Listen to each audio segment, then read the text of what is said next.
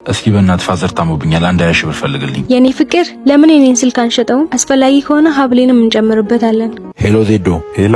እስኪ በእናት ፋዘር ታሞብኛል 1000 ሺህ ብር ፈልግልኝ። ኧረ አንተ ቀለኛ ነህ። ለራሴ መከፍሎ አጥቼ ዳናቴ ላይ ወጣል። በል ቻው።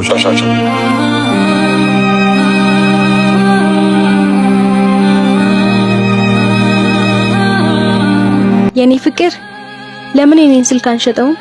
አስፈላጊ ከሆነ ሀብሌንም እንጨምርበታለን። አይሆንም የኔ ፍቅር፣ ሌላ አማራጭ ፈልጋለሁ። አንቺ በምን ልትጠቀሚ ነው? በእናቴ የኔ ፍቅር ከአባቴ ይበልጣል እንዴ የኔ ስልክ? እኔ አንቺ ላስቸግርሽ አልፈልግም። ምን እያልክ ነው የኔ ፍቅር? ያንተ ችግር ማለት እኮ የኔም ችግር ማለት ነው። ለጊዜው እኔም አነስተኛ ስልክ መጠቀም እችላለሁ፣ እኔ እናንተ የምናወራበት። እንካ ያዝ ይሄንን።